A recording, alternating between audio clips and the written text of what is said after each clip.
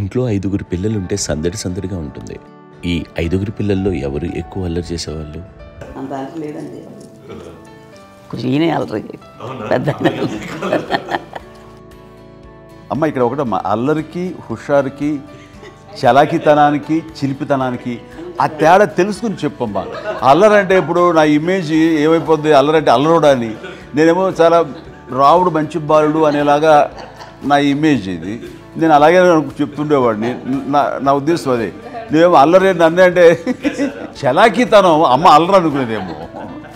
లేదండి, ఎక్కువ హుషారు కానీ చలాకి బాగుండేవాడు అబ్బాయి. అవునండి, వాడే చేసేవాడు. అది ఇంట్లో ఎవరు ముట్టుకునేవాడు కాదు. మా నాగబాబు అస్సలు ముట్టుకునేవాడు కాదు. అన్నిటికీ నాకు ఆయన సహాయమే పాపం. నాన్న ఆయన ఉద్యోగం వెళ్ళిపోయారు. నేను పాక్కుంటూ అలాగా వెళ్తూ వెళ్ళిపోయాను. నాకు తెలియదు. తర్వాత అమ్మ చెప్తుంటే నేరుగా మాత్రం కొన్ని చెప్తున్నాను. కమ్మర కోలు ఉండేది నాది. ఒక అది పెట్టి అది వెళ్ళి కూర్చోతా ఏడుస్తున్నాను రోడ్డు మీద. వెళ్ళేసరికి వాళ్ళు 3 years సో నన్ను వాళ్ళు తీసుకెళ్ళి వాడు కమ్మరకులు కూర్చోబెట్టాడు. ఇక్కడికి ఏడుస్తాను, ఎవరికి వెళ్ళాడో తెలియదు వాళ్ళకి. సో అది ఒక గంట పోయిన తర్వాత అమ్మ ఎత్తుకుంటూ వాడు కూర్చో, వాడు చిన్నబిడ్డ అనిపిస్తారు, చిన్నబిడ్డ అనిపిస్తారు, వాడు మొత్తం తెచ్చుకో. అది వాడు చూసి ఈ అబ్బాయి అన్నారు. కాదు అనేసింది. అది అంటారు సరిగ్గా చూడమ్మా, ఈ అబ్బాయి మా అబ్బాయి అని. ఏంటమ్మా అంటే ఆ కమర్గోళంలో కింద కూర్చోబెట్టాడు కదా, బస్ అంతా పూజేసుకుని అలాగే అయిపోయింది. అంటే రంగని కాదు కానీ ఆ కమర్గోళంలో కూర్చోబెట్టేసరికి అవి మసిగిస్తూ ఇంకా నల్లగా అయిపోయింది. అంత నలుపుడేసరికి నా బిడ్డ కాదని అమ్మ వెళ్ళిపోబోతుంది. మళ్ళీ ఏదో డౌట్ వచ్చి ఆగింది. అది ఆవు నేను నా బిడ్డని తీసుకెళ్ళింది. అప్పుడు ఏం చేశాడు, కాలేజ్ కట్టిందేమో డౌట్ నాకు.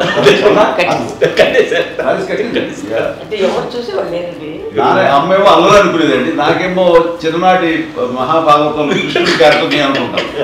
ఆయన మహానుభావులు అయ్యే వాళ్ళందరికీ ఆ లక్షణం ఉంటుందేమో చిన్నప్పుడు. కొన్నిదల కుటుంబ సభ్యులు మంచి రుచులను ఆస్వాదిస్తారని, మంచి భోజనాలని ఆనందిస్తారని అందరికీ తెలుసు. చిన్నప్పుడు వీరి ఆహారపు అలవాట్లు ఎలా ఉండేవి? ఇదేవి ఎగిరేవి ఇవి ఎవ్రీ డే 2 పూట్ల ఉండాలి నాన్న. మరి నాగబాబు పాపం ఏముంది, తిన్నట్టు ఇష్టం.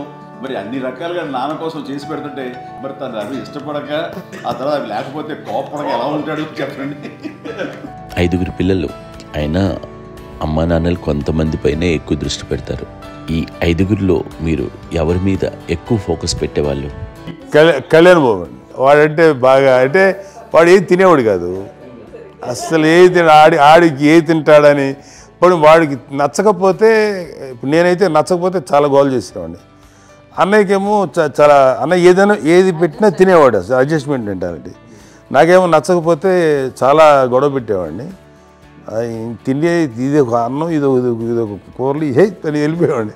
అమ్మకు అమ్మతో తిట్టి నాకు వెజిటేరియన్ ఎలర్జీ ఉండేది, అంటే చిరాకు అనమాట. కళ్యాణ్ బాబు ఏంటంటే తనకి ఇష్టమైన ఫుడ్ ఉంటే తింటాడు సైలెంట్గా, బాగలేకపోతే సైలెంట్గా వెళ్ళిపోతాడు. అమ్మకి ఏమంటారండి, వదిలేమో తన తింటాడు.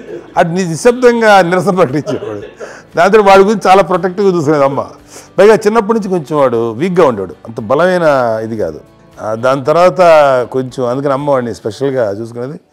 వాడు స్పెషల్ కిడ్ అయ్యాడు ఇంట్లో.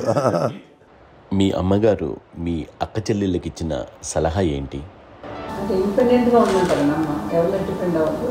ఈ పిల్లలు నువ్వే జాగ్రత్తగా నేర్చుకో, ఎవరి మీద చేయకు, డిపెండెంట్గా పెట్టద్దు అని ఆవిడ మాకు బాగా ఎక్కువ చెప్తుండేది.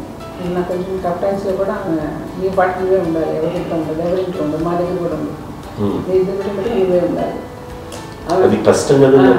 చెప్తారు చాలా టఫ్ చెప్తారు. బట్ నాకు అదే చెప్పేది, ఇండిపెండెంట్ అట్లా ఒకళ్ళ దగ్గర ఉంటే నీ గౌరవం తగ్గిపోతుంది, ఎక్కడ ఉండదు. అది చాలా నాకు చాలా ఇన్స్పైరింగ్ ఉండేది అమ్మ మాటలు. అది ఇప్పుడు కూడా అది చాలా హ్యాపీగా అనిపిస్తుంది అని చెప్పింది.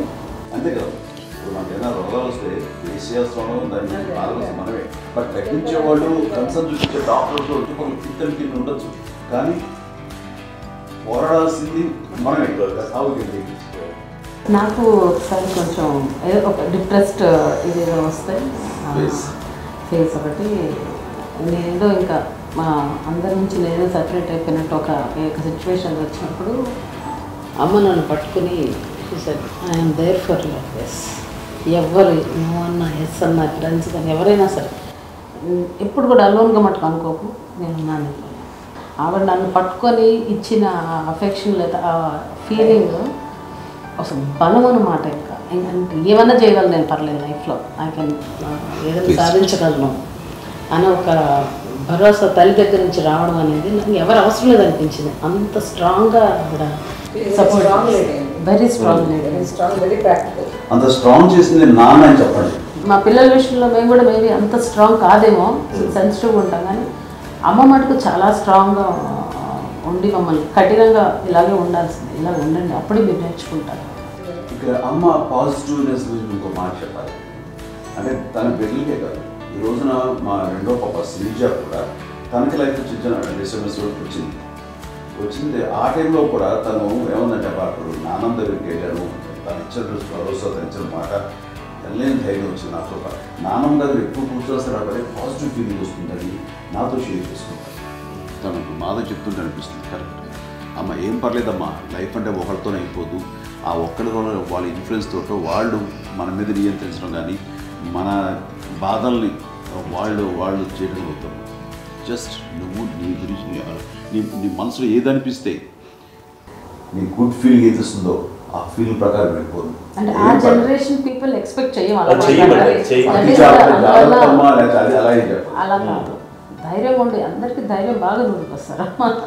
ఫాదర్ కూడా, మా నాన్నగారు కూడా అస్సలు ఎప్పుడు అనేవాళ్ళు, ఎప్పుడు మీరు పెట్టే చెయ్యి మీరు ఎప్పుడు పైన తప్ప తీసుకుని ఎలా ఉండకండి, చేతులు పెట్టుకొని అనే అట్లాంటివి చెప్తుండేవాళ్ళు. అందుకని మాకు ఇట్లా ఇండివిజువాలిటీ మాకు బాగా, ఎప్పుడు కూడా ఒకళ్ళని అడగడం అని, ఈవెన్ బ్రదర్స్ని అడగాలన్నా కూడా మాకు అది పడిపోయింది మైండ్లో, కొంచెం కష్టంగా ఉంటుంది. సో నాకు అంటే ఆవిడ మా అమ్మ ఏదన్నా కొంచెం డిప్రెస్ అయినా నేను చాలా ఎక్కువ అమ్మకి షేర్ చేసుకుంటే, అన్నయ్య కూడా లేడు. అన్నయ్య ఉన్నప్పుడు ఓకే, లేనప్పుడు నేనే ఎక్కువ షేర్ చేసుకునేవాడిని. బట్ ద బెస్ట్ థింగ్ మా అమ్మ దగ్గర నుంచి హగ్ అండి. ఈరోజు కూడా మా అమ్మని హగ్ చేసుకోకపోతే అంటే అది నాకు మా అందరిలోనూ, అంటే ఆవిడ పెద్ద చదువుకున్న వ్యక్తి కాదు, పెద్దగా నా ఎక్స్పోజ్డ్ కాదు, కానీ ఇవాళ అన్నయ్య కానీ విజయ, మాధవి, నేను, కళ్యాణ్ బాబు ఈ రోజుకి టుగెదర్గానే ఉంటాం. మేబీ మాకు కొన్ని విషయాల్లో నాకు మా మాధవ్కి డిఫరెన్స్ ఆఫ్ ఒపీనియన్స్ ఉండొచ్చు, మా చెల్లికి మా అన్నయ్యకి అట్లా ఉండొచ్చు, కానీ ద ఇన్విజిబుల్ బాండ్ వేసి మా అమ్మ ఇచ్చింది. ఆ లవ్ అండ్ ఎఫెక్షన్, హగ్, అవన్నీ ఆవిడ నాన్ వెర్బల్ అడ్వైజ్ ఏంటంటే అందరూ అలా కలిసి ఉండాలనేది ఆవిడ నుంచి మేము నేర్చుకున్నామండి. అది ఇట్స్ ఇస్ నాట్ వర్డ్లీ, అది నోటి మాటకు కాదు, అది వెర్బల్గా కాదు, నాన్ వెర్బల్గా చెప్పినటువంటి ఇది. సో అందుకని అది మాకు గొప్ప, మేమందరం ఇప్పుడు అలా ఉండడానికి కారణం, అంత కలిసి ఉండడానికి కారణం, మెయిన్ కారణం మా అమ్మ అండి. అది సో అందరూ ఉండాలనేది మా అమ్మ అడ్వైస్. ఇప్పుడు కూడా నేను ఎప్పుడైనా ఏదైనా ఫీల్ అయినా, అన్నయ్య ఫీల్ అయినా, లేదు నాన్న అట్లా వదుకు, ఇట్లా ఉండండి, ఇట్లా ఉండి ఇప్పటికీ చెప్తుంది. మేము ఎవరైనా ఎప్పుడైనా మా చెల్లితో గొడవపడ్డా అనుకోండి, నేను అట్లా అనకరా అని ఎట్లాగా అంటే ఏమో లేదులేమ్మా, ఏదో అన్నాను కానీ ఫీల్ అవ్వకమ్మా, మేమందరం కలిసి ఆవిడని అసలు టెన్షన్ పెట్టమండి మేము. సో అలా అది ఆవిడ నేర్పించింది. అలా కలిసి ఉండటం అనేటువంటి బాండేజ్ని ఆవిడ తన ఒక హగ్తో చెప్పింది. అన్నయ్య సినిమా చూడండి, జాదూకే చెప్పి అంటారు, అది మా అమ్మ దగ్గరే ఉందండి. శంకర్ దాదాలో చెప్తాడు చూడండి.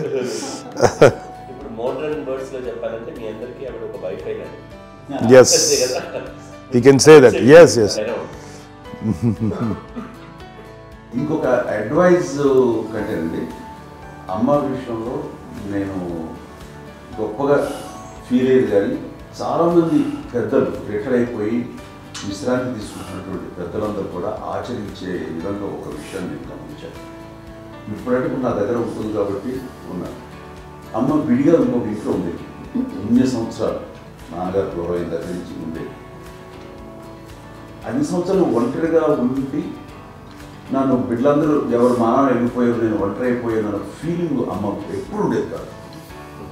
తర్వాత బిడ్డలు వాళ్ళ టైం బట్టి వచ్చి చూసుకుంటూ సరిపోతుంది. అది వారమా, నెలక, 2 నెలక, అసలు ఒకసారి రాలేని పరిస్థితిలో ఉంటుంది. 5-6 నెలల పాటు ఇదే ఊళ్ళో ఉంటుంది. పక్క వీధుల్లో ఉండి ఎవరి పనులు వాళ్ళు బిజీగా ఉండి, ఎవరి షూటింగ్ వాళ్ళు బిజీగా ఉంది, ఎవరి ప్రొఫెషన్లో వాళ్ళు బిజీగా ఉంది, ఎవరి ప్రొఫెషన్లో వాళ్ళు బిజీగా ఉంది, తన సంసారం తను బిజీగా ఉండి అనుకోసారి అమ్మ ఏమి ఫీల్ అవుతారు, ఏంటమ్మా రావట్లేదు, అది పట్టించుకోవట్లేదు ఏంటి అంటే అంతేలేమ్మా అని ఇలాంటి నిరసన మాటలు కానీ, ఈసరింపు మాటలు కానీ, లేకపోతే న్యూనతాభావం కానీ ఇలాంటివి ఎప్పుడు అమ్మకు లేవండి. వచ్చే అబ్బాయి అరే ఏం చేసి పెట్టకుండా చెప్పండి అంటూ చాలా పాజిటివ్గా ఉంది. ఇప్పటికీ కూడా తను సెపరేట్ కిచెన్ మా ఇంట్లో, మిగతా వాళ్ళతో వేరే కిచెన్ వస్తుంది. ఎందుకంటే అమ్మకి మోస్ట్ స్ట్రెస్ ఫస్ట్ వచ్చేసినా లేకపోతే ఏదో రిలీఫ్ ఏంటంటే తన కిచెన్లో కూర్చొని వండుకుంటాడు, వండి అందరికి పెట్టాం.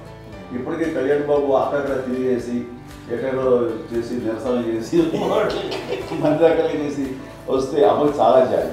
ఆడేదో ఇక మేము గుడ్లా కష్టపడుతున్నాం కానీ ఆడి ఎంటలో వెళ్ళేదిలో మీ టీవీలో వాటిలో అది ఎక్కువగా చూపించేసరికి వాడే కష్టపడతారు, మేము కష్టపడలేదు ఫీల్ అమ్మకి. అందులో వాడు రాగానే ఎలా వచ్చావా అని అమ్మ ఎక్కడ కళ్యాణ్ పట్టే ముందు అమ్మను కానీ ఎక్కడ కళ్యాణ్ బాబు తను ఎక్కడ ఉంటాడో ఏముందో తెలుసు.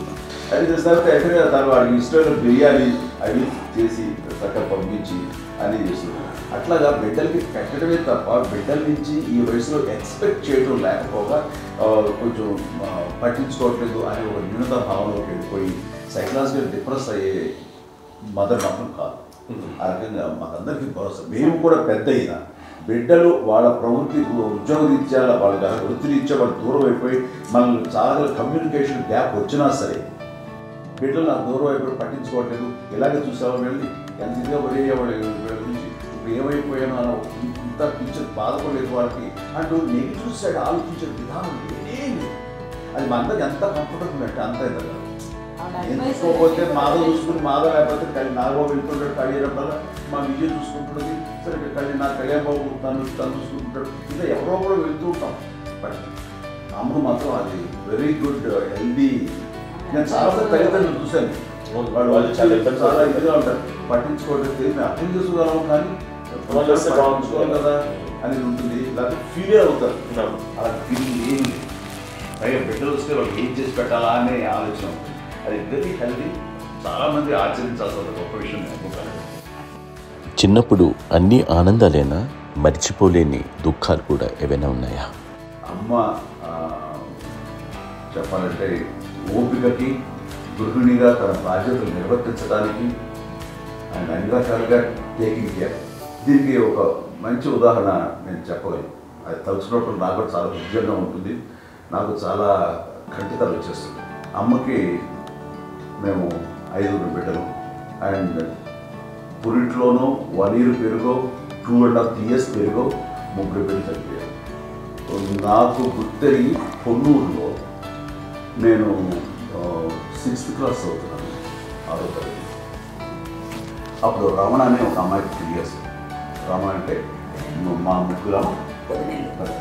మా ముగ్గురికి పెద్దది, మా కంటే పెద్దది, కళ్యాణ్ బాబు కంటే పెద్దది, మాకంటే మధ్యలో పుట్టిన. తనకి అప్పట్లో మా నాన్నగారు ఉద్యోగం ఇచ్చా క్యాంప్కి వెళ్ళిపోతుండేవారు. ఏముంది నాన్న చెప్పాలంటే ఫుడ్లో కష్టపడేవారు, ఇంకా నాన్న చెప్పినట్టు కదా, నాగబాబు చెప్పినట్టు. కానీ ఇంటి బాధ్యత, ఇంటి పనులు, రోగాలు వచ్చిన రుచులు వచ్చిన హాస్పిటల్కి తీసుకెళ్ళాలంట ఏదైనా సరే అమ్మే పడేది. ఆ శ్రమ తీసుకున్న టైంలో అమ్మకి అసిస్టెంట్ నేను సహాయపడుతున్నాను. నేను ఉంటుండేవాడు అమ్మ చేతిలో. నాకు ఫ్రెండ్స్ ఆడుకోవటం అలా అది నిజంగా ఎప్పుడు నాకు పుడితేది నాకు తెలియదు. నాకు తెలియదు ఫ్రెండ్స్తో తిరగడం అది ఉద్యోగాలు అమ్మపట్టు ఉండేవాడిని. అలాంటి నేను పిల్లకి బ్రెయిన్ ఫ్యూర్ వచ్చింది. ప్రభుత్వ ఆసుపత్రి పొన్నూరులో ఆ పిల్లని చేర్పించినప్పుడు 2-3 days అయిన తర్వాత ఒక బ్యాడ్ న్యూస్ వినాల్సి వచ్చింది. తెల్లారికి కాన్షియస్ వెళ్ళిపోయింది. ఏం చేయాలో తెలియదు. అమ్మ వయసు చిన్నది. ఇద్దరు తీసుకుని ఆ బిడ్డని ఒళ్ళో పెట్టుకుని శవాన్ని డెడ్ బాడీని రిక్షాలో ఇంటికి వెళ్ళడం ఇప్పటికీ నాకు గుర్తు ఆ విజువల్స్. అండ్ నాన్నకి తెలియదు ఏ విషయం, నాన్న ఎప్పుడు వస్తారో తెలియదు, ఎలా కమ్యూనికేట్ చేయాలో తెలియదు. అది తీసుకుని వెళ్ళిన తర్వాత ఇంట్లో పడుకోబెడుతుంటే ఏం చదివేది. చుట్టుపక్కల ముస్లిం సోదరులు ఉండేవాళ్ళు ఫ్యామిలీస్. అక్కడ మసీదు, పొన్నూరు మసీదు పక్కన మా ఇంట్లో ఆనుకుని ఆ ఇంట్లో అందరూ వచ్చి చూసేవాళ్ళు, వాళ్ళే హెల్ప్ చేసేవాళ్ళు. ఏం చేయాలో తెలియదు. నెక్స్ట్ రిచువల్స్ ఎలా చేయాలో, కంపకం ఎలా చేయాలో తెలియదు. అందరూ చిన్నపిల్లలే. తను చిన్నది, మిగతాలందరూ పసివాళ్ళే. సో చేయాలి అలాంటి పరిస్థితుల్లో కమ్యూనిటీ వచ్చినప్పుడు చుట్టుపక్కల వాళ్ళు వీళ్ళు వచ్చి చేయాల్సిన కార్యక్రమాలు చేశారు. ఆ సమయం నాకు ఎక్కడో కమ్యూనికేట్ చేసి డిపార్ట్మెంట్ ద్వారా నాన్న వచ్చేసరికి అన్నీ అయిపోయింది. ఇప్పటికీ అది నాకు ఎంతగా మేము ఎన్ని కృషిలో ఎన్నుకుంటున్నామంటే ఎలాంటి ఇది లేకుండా జాగ్రత్త అనే ఒక హెచ్చరికలాగా చేస్తూ అండ్ తనని చాలా సపోర్ట్ చేశాను. కానీ ఇప్పటికే నాకు ఎంత నమ్మకం నేను ఏ నిర్ణయం తీసుకున్నా మరొక మాట అని తనకి హాస్పిటల్ పెద్ద ఫోబియా. నేను ఎక్కడికే వస్తాను హాస్పిటల్ మొదట రానండి. ఈ మధ్యకాలంలో సరే అమ్మకు మోకాల ఆపరేషన్ జరిగింది. అమ్మ నువ్వు అంత కుంటుతో బాధపడుతున్నావు, అసలు ఈ రోజున వచ్చిన మెడికల్ అడ్వాన్స్మెంట్ నీకు అసలు ఏ బాధ తెలియకుండా మోకాల ఆపరేషన్ రీప్లేస్ చేస్తారు అని వీళ్ళందరూ చెప్పాలి భయపడతాను. ఎందుకంటే ఫస్ట్ ఎలా మాట్లాడుతూ సపరేట్ అవుతాను ఎలా చెప్పాలో తెలియదు. ఒక్క వీళ్ళంతా కలిపి నీ మాట వింటుంది, వాళ్ళ మాట మీద గురి నువ్వు చెప్తే వింటుంది. సరే వీళ్ళు చెప్పాను అంతే. ఏదో 4 పావు ముందు చెప్తే ఎలా ఉన్నారా సరే ఇష్టం రా లేదులే మా ఊరికి పర్లేదు. మళ్ళీ ఇంటికి వచ్చాక మళ్ళీ ఒక తెప్పించి ఒక మిషన్ తెప్పించి మళ్ళీ టెస్ట్ చేయించి అందరూ బాగుంది ఏమీ లేదు అన్న తర్వాత అప్పుడు పుస్తకంతో పడ్డాడు. మాకు ఏదో ఉంది మామూలు టెస్ట్ చేయించాలని చెప్పి శ్రద్ధ ఎక్కువ. మీ పిల్లలకి సంగీతం డాన్స్ నేర్పించారని విన్నాం, అది నిజమేనా? తనకేమో డాన్స్ నేర్పించడం కానీ అది నేర్చుకోలేదు. నాకు వచ్చేసి ఇప్పుడు డాన్సింగ్ స్టార్ ఎదిగారంటే అది మా పెద్ద చెల్లి విజయం కారణం. అప్పుడు తనకి 5 ఏళ్ళు, నాకు 9 ఏళ్ళు ఉంటాయి. తెలియదు 10-11 ఏళ్ళు ఉంటాయి నాకు. బాపట్లనా సో బాపట్ల చాలా చిన్నది 5 ఏళ్ళు. నాకు ఒక 11-12 ఏళ్ళు. తను తీసుకొని గోడ మీద పెట్టుకోవడం అలా కూర్చొని చూస్తుండేవాడు. కూర్చుంటే అది నేర్చుకుంటుంది. నేను మానసికంగా నేర్చేసుకున్నామండి. ఇప్పటికీ ఆ స్టెప్స్ ఏమిటి వేస్తాను అంతకైంది. ఇప్పుడు దాన్ని తర్వాత ఇంకోటి ఏంటమ్మా నమ్మో నమ్మో ఎన్ని ఉన్నాయో సాంగ్స్ నేను నేర్చేస్తున్నాను అన్నమాట. 5 పిల్లల్లో ఎవరు ఎక్కువ పని చేసేవాళ్ళు, ఎవరు తక్కువ పని చేసేవాళ్ళు? ఏ పని చేయనండి, చేసేవాడు కదా అని అన్నయ్య చేసేవాడు. అన్ని పనులు అన్నయ్య చేసేవాడు. ఇక మా చిన్న చెల్లి పెద్ద చెల్లి ఎక్కువ చేసేది.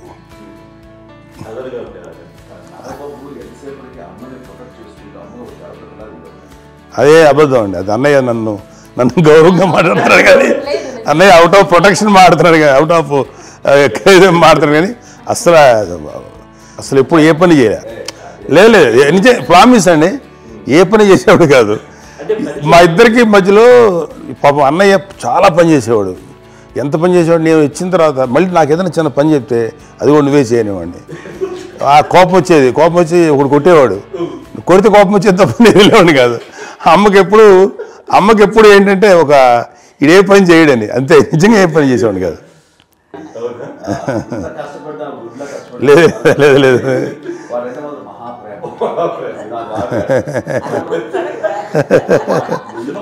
చూస్తున్నాను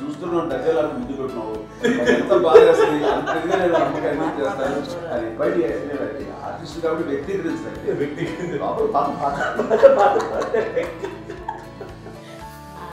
కాబట్టి చిన్నది కాబట్టి తనంటే పుట్టాడు. నేను పెద్దోడు కాబట్టి నేను అందరికీ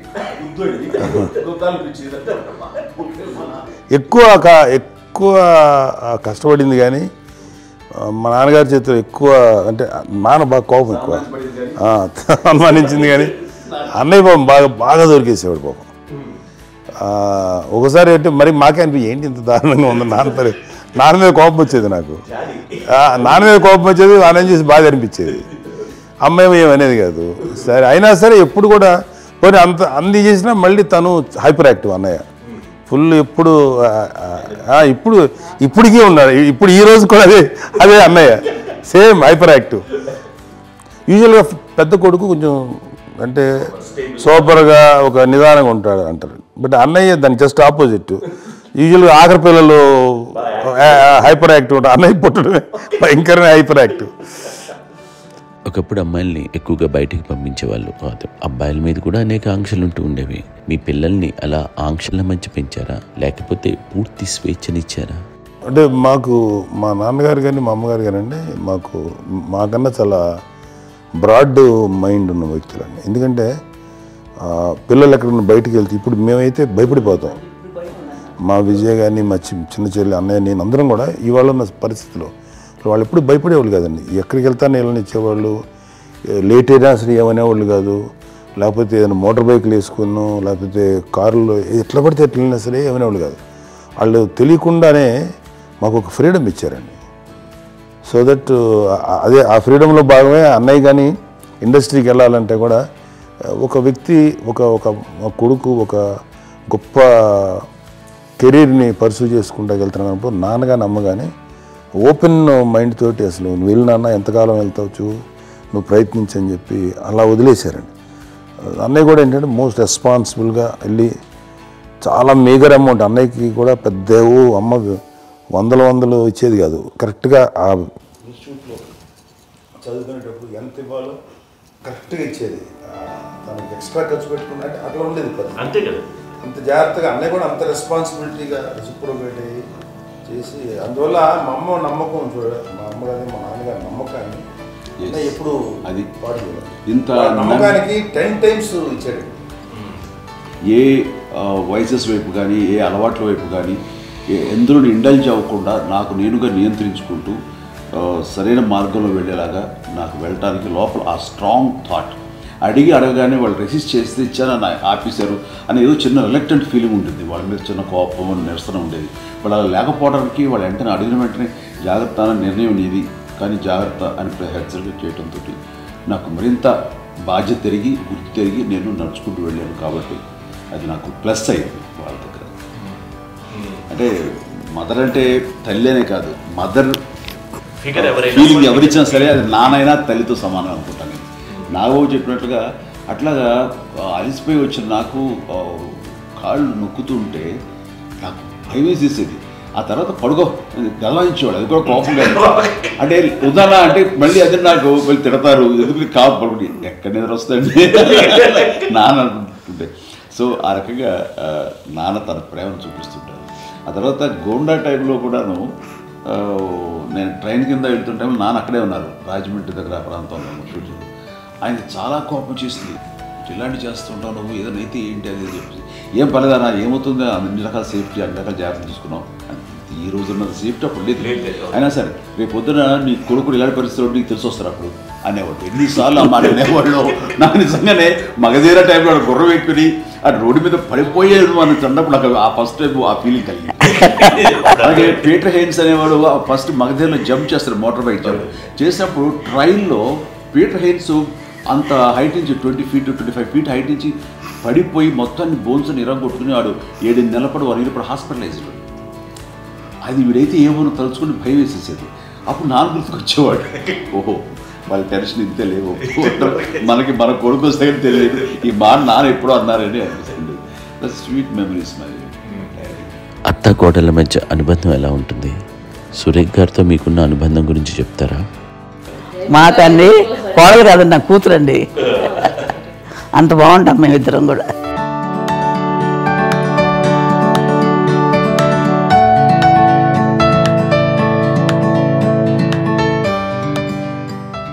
మీది ఒక అందమైన ఉమ్మడి కుటుంబం, అందరూ కలిసి ఉంటారు. ఇంత ఆనందంగా ఉండడానికి కారణం ఏంటి? దీనికి పునాది ఎవరే వేశారు? మా నాన్నగారి క్వాలిటీ నేను ఎగ్జామ్ చెప్పగలను. అమ్మ వాళ్ళ ఇంట్లో పెద్దది, వాళ్ళ నాన్నగారు అంటే మా తాతయ్య గారు ప్రొహిబిషన్ డిపార్ట్మెంట్లో సిఐగా ఎస్ఐగా చేశారు. ఏదో అమ్మ ఇన్స్పెక్టర్ సిఐ చేసి ఆయన కాలం చెందారు. చాలా ఎర్లీగా 48 years చచ్చిపోయారు. 40 చచ్చిపోయారు. 40 చనిపోతే ఆయనకి అప్పటికి అమ్మ కాకుండా 4 బిడ్డలు. అమ్మ తర్వాత అబ్బాయి తర్వాత 3 ఆడతారు. వాళ్ళు ఏంటంటే రాకరావిడి నాగబాబు కంటే కూడా చిన్నమ్మ. అది ఆ వయసు అంత చిన్నవాళ్ళు. అమ్మ మా పిన్నమ్మని మాకంటే చిన్నవాళ్ళు. అలాంటి పిన్నమ్మల్ని ఆయన వీళ్ళ నాగ చనిపోయిన తర్వాత తన ఫ్యామిలీ అంతగా నాన్న పెంచారు. నాన్న కూడా అరాకురా శాలరీ మీద బతికేదే తప్ప కూడా కాదు. సో తనకు మిగిలిన దాంట్లో మళ్ళీ ఆ ఫ్యామిలీని చూసుకోవటం, మా అమ్మమ్మని చూసుకోవటం, వాళ్ళ మంచి చెడు చూసుకోవటం. వాళ్ళకు ఇల్లు మాత్రం ఉంది మొగల్తూరులో. ఆ ఇంట్లో వాళ్ళు అద్దెకు వస్తే ఆ కొంచెం డబ్బు నానిచ్చే డబ్బు, అక్కడ పొలం కొనిచ్చారు, ఆ పొలం ఇచ్చే డబ్బుతోటి అంతా బాగా చూసుకోవాలి తన ఫ్యామిలీ లాగా. కాబట్టి నాన్న ఫస్ట్ సూత్రధారి, అమ్మ కూడా ఫ్యామిలీ బాండింగ్ టుగెదర్నెస్ అనేది స్ట్రాంగ్గా ఉండటానికి నాన్న ఏర్పాటు చేసినటువంటి బీజం. అది అమ్మ కంటిన్యూ చేస్తుంది. మేము ఇవన్నీ చూసి మేము నేర్చుకుని మేము టుగెదర్ అందునే we are very rich in terms of emotional bonding. ఇప్పటికే వాళ్ళ ఏ కష్టం వచ్చినా ఎవరికి ఏది ఇబ్బంది వచ్చినా సరే మొత్తం అందరం గుంపుడిపోతాం. ఏ లెవెల్గా వెళ్ళిపోయి మోర్ సపోర్ట్ చేస్తాం. అంటే వీ డోంట్ ఎక్స్పెక్ట్ ఇంకా అంతకుమించి చేయకూడదు. ఎస్ ఒకరినొకరు భరోసా. అది మా ఫ్యామిలీలో మేము వెరీ స్ట్రాంగ్ అని చెప్పాలి. పెద్దవాడు కాబట్టి అవకాశం నాకు వచ్చింది కాబట్టి అమ్మ ఇది ఎప్పుడు ఎవరు కొన్ని విషయాలు నాగబాబు మాకు సపోర్ట్గా ఉంటాడు. నాగబాబు ఉండి వాడు ఉంటే భరోసా. అలాగే ఆడపిల్లలు మీ అందరిలోనూ అమ్మని ఎవరు ఎక్కువ జాగ్రత్తగా చూసుకుంటారు? ఎందుకంటే మేము కూడా గమనించలేని సున్నితమైన ఇష్యూస్ లైక్ హెల్త్ విషయం కానీ అమ్మ మూడు కానీ అన్నయ్య అంత క్యాజువల్ అంత బిజీ ఉన్నా ఒక అమ్మాయి అలాగే చాలా చిన్న చిన్న విషయాలు కూడా చాలా మెడికల్ ఇంట్రెస్ట్ మాకు కాన్షియస్ అన్నయ్య ఉన్నాడు, అన్నయ్య దగ్గర ఉంది అమ్మ అంటే ఇంకా ఎక్కువ రిలాక్స్ అయినా అందరికి వచ్చాక మేము అందరం చాలా కంఫర్ట్ అయినా ఎప్పుడు ఎవరు కొన్ని విషయాలు నాగబాబు మాకు సపోర్ట్గా ఉంటాడు. నాగబాబు ఉండి వాడు ఉంటే భరోసా. అలాగే ఆడపిల్లలు ఇట్లా ఒకరినొకరు అంటే కాంప్లిమెంటింగ్ టు ఈచ్ అదర్. ఎవరి ఒక్కరు కాదండి. అది వాళ్ళ అమ్మ చూపించే ప్రేమగా నేను చెప్పగలను కానీ బట్ దీని అందరూ సూత్రధారి నాన్న తర్వాత అది అమ్మ మెయింటైన్ చేస్తుంది. ఇప్పుడు అమ్మ నా ఇంట్లో ఉంది అంటే మనవాళ్ళు వస్తారు, మనరాళ్ళు వస్తారు, ఆడబిడ్డలు వస్తారు, వెలుబిడ్డలు వస్తారు. ఇల్లు ఎప్పుడు కలగలాటలు కారణం అమ్మ. అది మేమందరం ఆచరిస్తున్నాం పండగలకి పబ్బాలకి. అది నిన్న మొన్న నాగబాబు వచ్చి చాలాసేపు కూర్చున్నాడు. నేను ఇంట్లో లేకపోయినా వచ్చి నాగబాబు కూర్చొని టైం స్పెండ్ చేసి వెళ్ళిపోతుంటాడు. అలాగే చెల్లెలు ఇద్దరు ఆల్మోస్ట్ ఎవ్రీడే మాధవ్ వస్తుంటుంది, తను కూడా వస్తుంది. నేను సాయంత్రం కూడా వచ్చి ఉంటుంది. అమ్మా మధ్యాహ్నం వచ్చి కదా వచ్చి ఇక్కడే భోజనం చేసుకో అలా ఉంటుందండి. ఈ తరం వాళ్ళకి మీరు ఇచ్చే సలహా ఏంటి? కలిసి ఉంటే బాగుంటుందండి. పిల్లలు తల్లిదండ్రులు ఇంకా అక్కడేళ్ళు అన్నదమ్ములు అందరూ కలిసి ఉంటుంది. అన్యోన్యం అంతా సంసారం నిలబడుతుంది. లేకపోతే ఏముందండి ఇక్కడ విడిపోతే ఎక్కడ ఎవరు బాగా అంతే. ప్రేమలు ఇప్పుడు లేవండి, తగ్గిపోయింది చాలా మటుకు. ఏదో ఇంకా వాళ్ళ పనులు చేసుకోవడం ఏదో జరిగిపోతూ ఉంది అనుకోండి. అంత ప్రేమలు ఎక్కడ లేవండి ఇప్పుడు ఈ రోజుల్లో. అంటే ఒకప్పుడు ఒకరికి ఇంకొకరు భరోసాగా ఉండేవారు.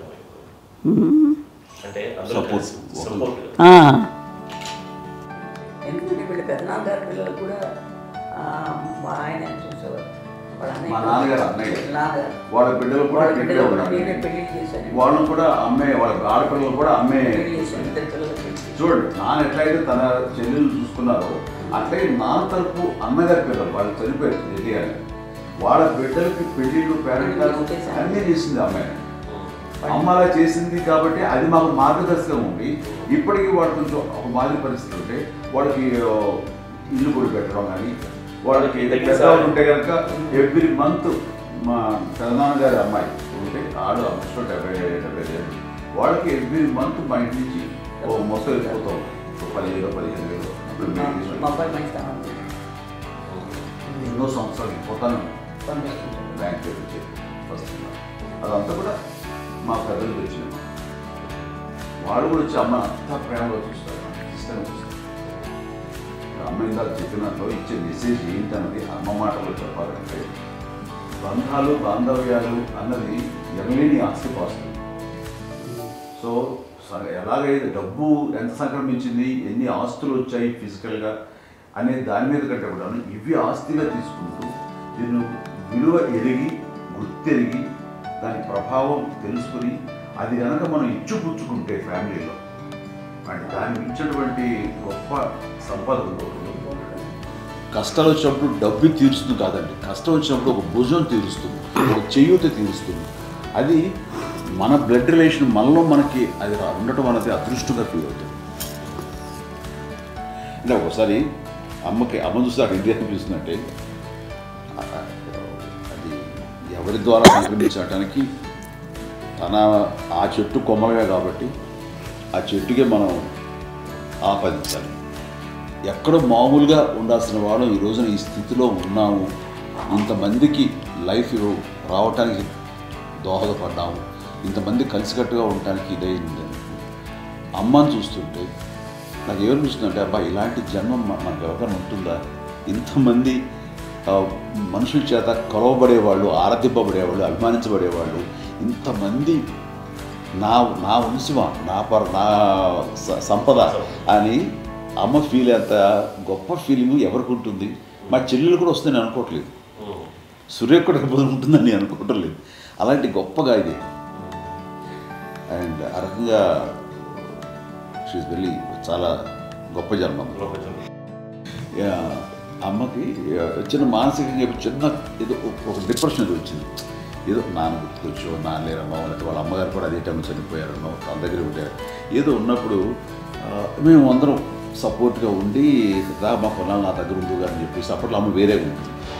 ఉన్నప్పుడు ఒకటే మాట అన్నాను, అమ్మ నీలాంటి గర్భం అంటే అంజనమ్మదే గర్భం అని బయట ఎన్నోసార్లు నా ఫ్రెండ్స్ కానివ్వండి, బయట కానివ్వండి, కొన్ని సందర్భాల్లో మీటింగ్లో కానివ్వండి, స్పీచెస్లో కానీ అన్నవాళ్ళు ఎంతోమంది అన్నారు. వాళ్ళు ఆ మాట అంటే రీజన్ తెలుసా నీకు?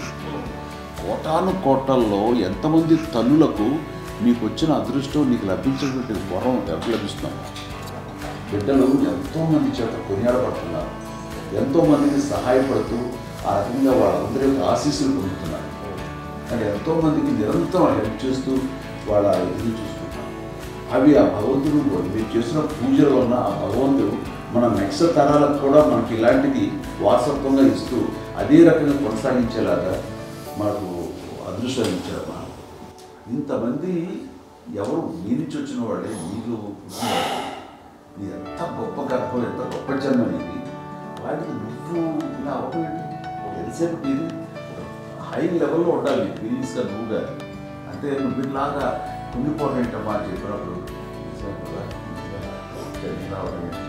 ఇది నీది కాదు, నాది కాదు, నువ్వు నమ్ముకున్న భగవంతుడు నీకు ఇచ్చింది అనుకుంటావు కదా. నువ్వు ఆ భగవంతుడికి కృతజ్ఞత తీర్చుకోలేక ప్రతిరోజు ఆయన ధ్యానించు, ఆయన పూజలో ఉండు, నీకు ఆయనే ధైర్యం ఇస్తాడు. అంతేగా నువ్వు నెగిటివ్ సైడ్ ఆలోచించకమ్మా. మా అందరికీ పాజిటివ్నెస్ ప్రివేల్ చేసిన దానివి, ఇచ్చిన దానివి, అందించిన దానివి. అలాంటి నువ్వు నెగిటివ్ వైపు వెళ్ళిపోకూడదు అనుకుంటే అంతే, మళ్ళీ అటుపక్క ఎప్పుడు వెళ్ళలేదు. ఆంజనేయ స్వామి భక్తి ఆయనలో ప్రవేశపెట్టి చెప్పాలంటే ఆయనకి నేను నన్ను దేవుడు ఇంట్లో నేనే ఇంట్రడ్యూస్ చేశాను. మా నాన్నగారు నానంత ప్రగాఢంగా నమ్మి ఆయన దానివల్ల లబ్ధి పొందారు. ఆయన అందులో మమ్మల్ని మించిపోయిన స్టేజ్కి వెళ్ళిపోయారు. ఆయనతోటి ఆంజనేయ స్వామితో ఇంటరాక్ట్ అవుతూ అట్లా ఆయన నమ్ముకుంటుంది. ఆయన నానంటారు అంతా నా గురువు, నా పెద్ద కొడుకు అంటున్నారు, పెద్దోడే గురువు. హాయ్ అండి, నేను మీ Sairam Shankar. Please subscribe JR7 media. JR7 టీవీని సబ్స్క్రైబ్ చేయండి, షేర్ చేయండి, లైక్ చేయండి, కామెంట్ చేయండి. JR7 మీడియాని తప్పకుండా సబ్స్క్రైబ్ చేసుకోండి. JR7 మీడియాని సబ్స్క్రైబ్ చేసుకోండి, మంచి మంచి విషయాల్ని గ్రాప్ చేసుకోండి. Please subscribe JR7 media.